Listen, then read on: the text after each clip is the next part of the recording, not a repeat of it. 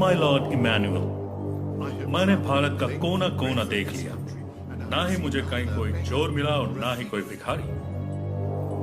हमारा मानना है कि उस देश के पास बेशुमार धन दौलत है। हम वो लोग हैं जो अपने आप को सबसे सभ्य मानते हैं, लेकिन सभ्यता की शुरुआत सही मायनों में भारत से ही हुई है। मुगलों ने कई सालों तक उन पर राज किया। उन्होंने उनका खजाना जरूर लूटा, लेकिन उनकी तहजीब नहीं लूट पाए। उनकी ताकत वेदों, शिक्षा और सभ्यता में है। वो ताकत छीन लो, फिर भारत को लूटना आसान हो जाएगा। फूट डालो और राज करो की नीति से अंग्रेजों ने भारत की शासन व्यवस्था तहस नहस कर दी है। हर तरफ खलबली है। कुछ राजा और पालेगार आजादी के लिए ब्रिटिश के खिलाफ आंदोलन छेड़ चुके हैं। हम जानते हैं कि पहला स्वतंत्रता संग्राम 1857 का सैनिक विद्रोह था, जिसमें झांसी की रानी लक्ष्मीबाई ने बहुत बड़ी भूमिका निभाई।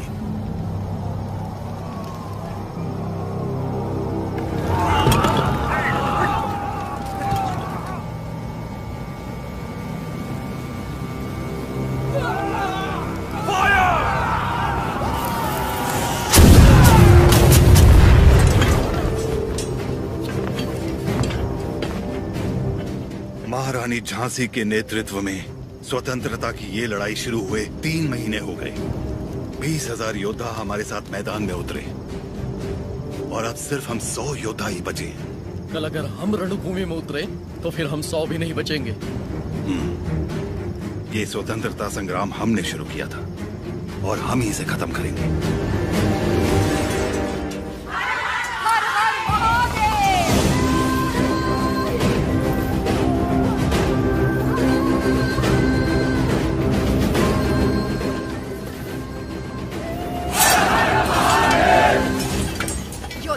कट भी जाए तब भी हाथ से तलवार नहीं छूटनी चाहिए। युद्ध में प्राण देने वाला शिव के समान है सेनापति।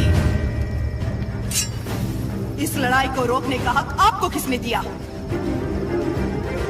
इस महासंग्राम को ना तो मैंने शुरू किया और ना ही आप लोगों ने। आप लोग लड़ने से डर रहे हैं क्योंकि सिर्फ 100 बचे हैं। इस युद्ध का पहला बिगुल 10 साल पहले फूंकने वाला था एक अकेला वीर।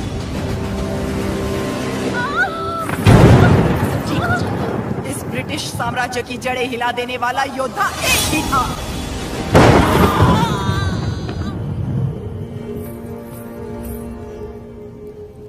बेटा हुआ है, लेकिन मरा हुआ। उसका जन्म ही एक महायुद्ध था और उस युद्ध में वो मृत्यु को मार के विजयी हुआ।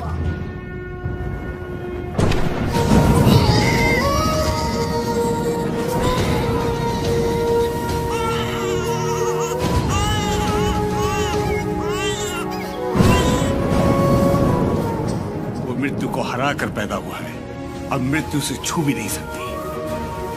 वो एक योगी था, एक महायोद्धा था, स्वातंत्र की पहली अलख जगाने वाला रेनाडू का सूर्या।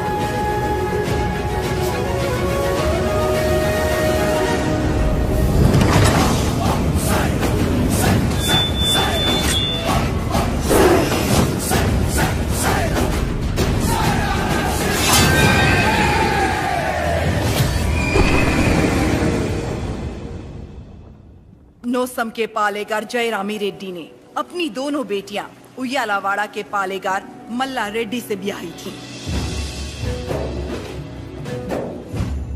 बड़ी बेटी ने 2 पुत्रों को जन्म दिया और छोटी ने एक को, जिसने सिर्फ 6 बरस की उम्र में दिखा दिया कि वो कोई साधारण बालक नहीं है। उन दिनों सीमा में भीषण अकाल पड़ा था। वर्षा के लिए यज्ञ करना था। यज्ञ में मज्जारी के किसी वंशज को जगन्नाथ पर्वत पे दीप प्रज्वलित करना था। इस विधान के लिए नरसिम्हा रेड्डी को चुना गया। हर कार्तिक पूर्णिमा को नरसिम्हा रेड्डी के हाथों दीप प्रज्वलन किया जाता। आसपास के सैकड़ों गांवों के लोगों का मानना था कि ये दिया एक उज्जवल भविष्य का संकेत है। नरसिम्हा रेड्डी को उनके नाना ने गोद ले लिया क्योंकि उनके पास नोसम किले का उत्तराधिकारी नहीं था।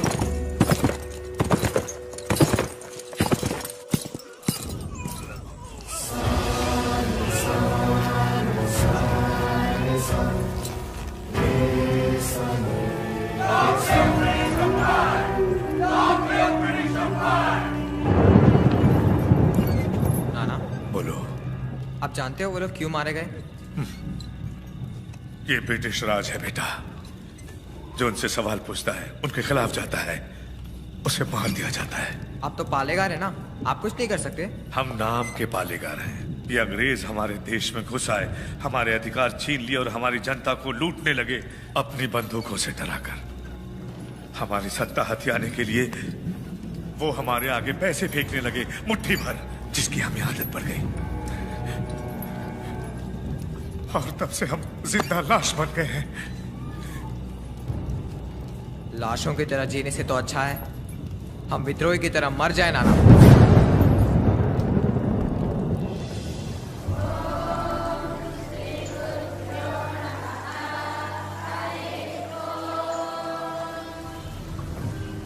सुना है आपने पूरे देश का भ्रमण किया है? हाँ। क्या सारे देश में गोरे लोग हमारे लोगों को इसी तरह मार रहे हैं? हाँ, मार रहे हैं। तो हमें भी उन्हें मार देना चाहिए ना?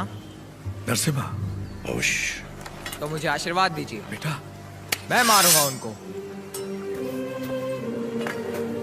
तुम अकेले कितने अंग्रेजों को मारोगे? 10 को तो खत्म कर ही सकता हूँ। हजारों की सेना है उनकी, वो मार देंगे तुम्हें। तो मर जाऊंगा। मारना मरना महत्व नहीं, महत्व है जीत। जीत के लिए तुम्हें युद्ध करना होगा। युद्ध करने के लिए तुम्हारे लोगों का साथ आवश्यक है। उनका साथ तभी मिलेगा जब तुम वही अग्नि उनके अंदर जला पाओगे जो तुम्हारे हृदय के अंदर। स्वयं युद्ध बनना होगा।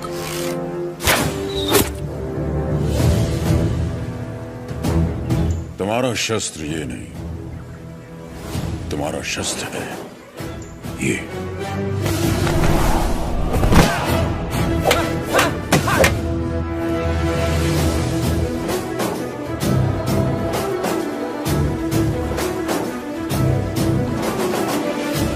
तुम्हें पहले स्वयं पर विजय प्राप्त करनी होगी।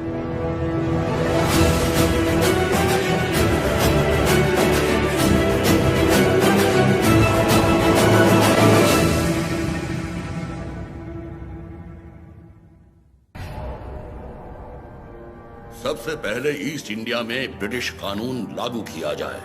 छोटे इलाकों से शुरू करके धीरे धीरे समय के साथ पूरे इंडिया में इसे फैला दिया जाए। मौजूदा टैक्स 300% बढ़ा दिया जाए। और इस तरह ब्रिटिश साम्राज्य ने भारत पर कब्जा कर लिया। वो बड़े अफसर जिनका अकेला मकसद भारत को लूटना था, उन्हें ऊंची कुर्सियों पर बिठाकर हमारे देश भेज दिया गया।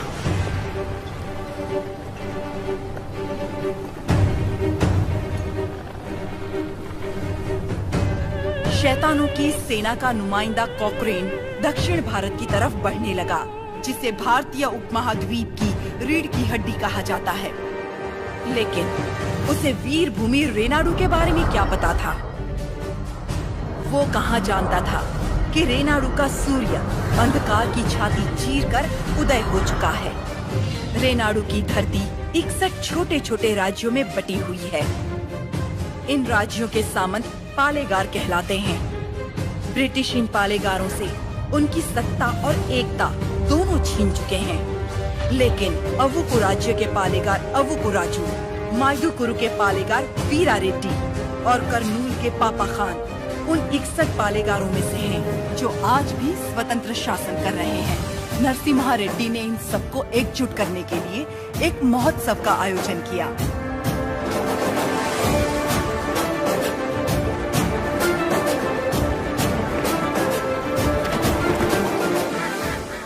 स्वामी, मेरा बेटा नरसिम्हा अंग्रेजों की इच्छा के विरुद्ध ये महोत्सव कर रहा है, क्या वो सफल होगा? नरसिम्हा रेड्डी कोई आम आदमी नहीं है। वो पृथ्वी पर एक लक्ष्य लेकर जन्मा है। एक हाथ में तलवार और दूसरे हाथ में वेद के साथ उसका पालन हुआ। उसे अब कोई नहीं रोक सकता।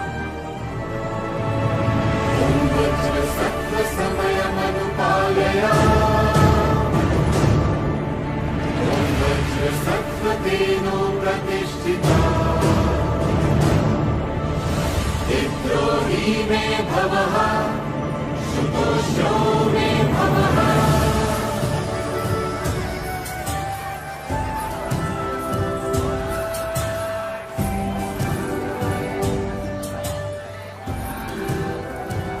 तुम्हारे नृत्य का भी समय हो रहा है, जल्दी करना।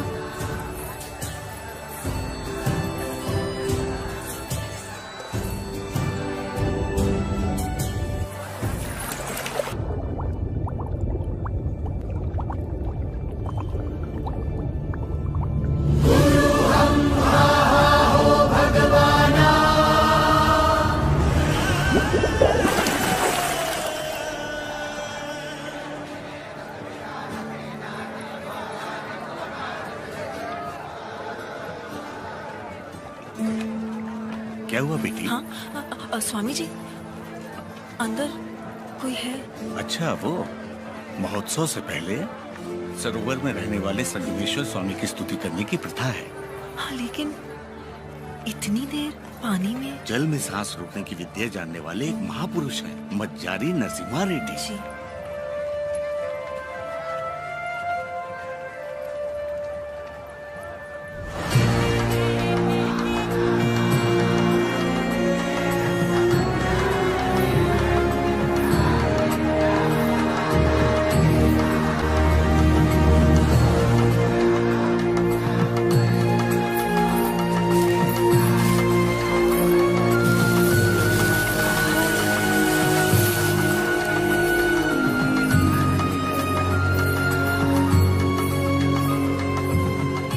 आज कई सालों बाद तुम्हारे लाए हुए वस्त्रों से भगवान का फिर श्रृंगार हो रहा है बाबा खान। ये हमारे भाई नरसिम्हा रेड्डी की महिमा है। ये अंग्रेजों का बंद करवाया हुआ ये उत्सव फिर से शुरू हो गया। या अल्लाह, इस जश्न को किसी की नजर ना लगे। सब मिलकर दुआ करो।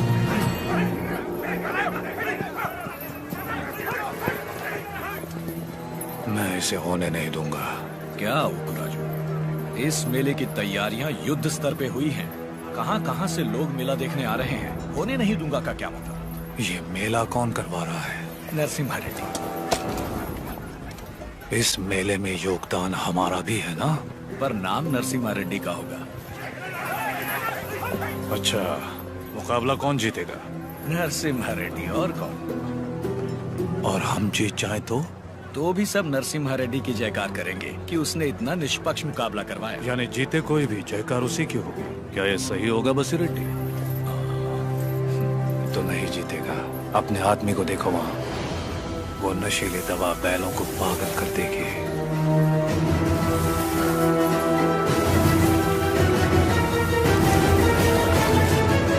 नरसिम्हा रेड्डी हो या फिर भगवान नरसिम्हा ही क्यों ना हो, ये मुकाबला कोई नहीं करवा सकता। बोली रेड्डी, दवा और ज्यादा मिला दो। ये मुकाबला क्या महोत्सव ही नहीं होना चाहिए।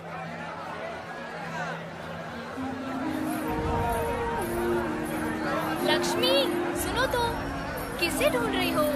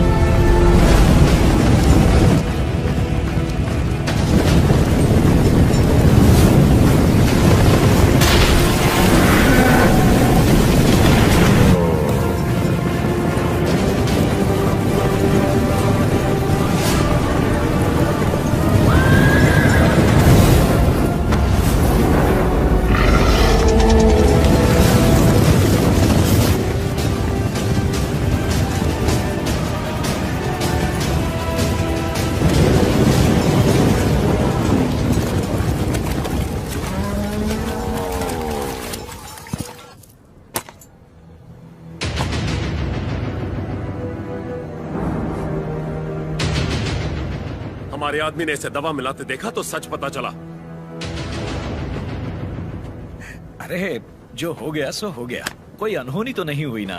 भूल जाओ, सब कुछ ठीक है। अबकू राजू भी तो पालेगार ही है। चलो छोड़ो, अब जाओ सब, ये उनकी खानदानी दुश्मनी है, सब जानते हैं। तमाशा खत्म। रुक जाओ।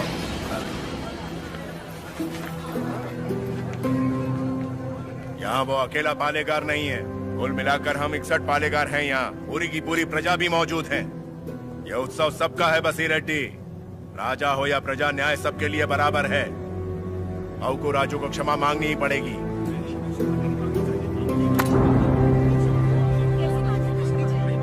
सब चुप क्यों हैं? पिताजी न्याय की बात कर रहे हैं, इन्हें क्षमा मांगनी ही चाहिए। हाँ हाँ, क्षमा तो मांगनी ही चाहिए। क्षमा मांगनी ही चाहिए। एक पालेगार क्षमा कैसे मांगेगा?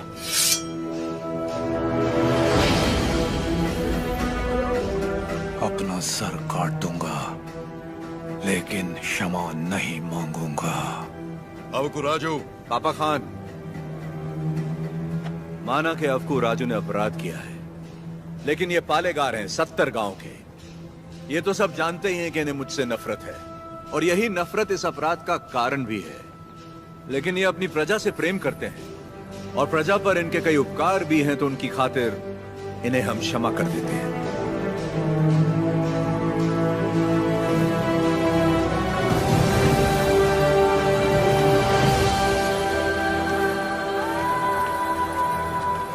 नरसिम्हा रेड्डी,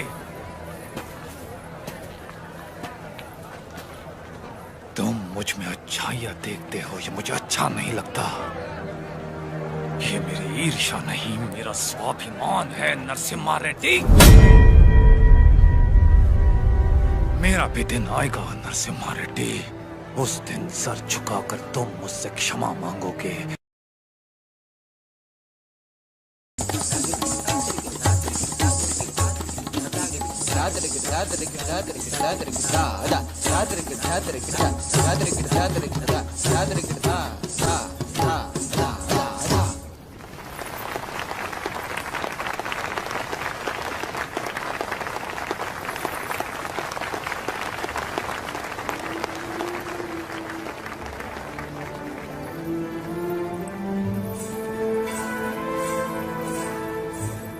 अद्भुत।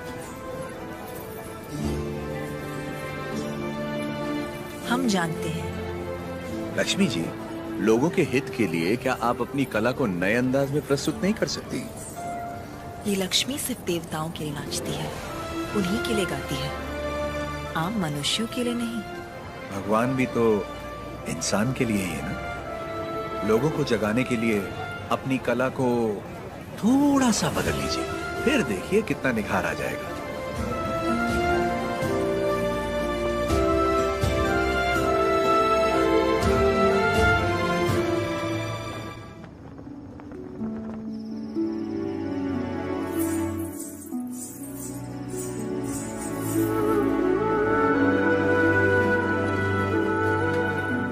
क्या हुआ? अभी भी उनके बारे में सोच रही है? पता नहीं, डरती हूँ मैं कहीं उनकी बातों में खो न जाऊं।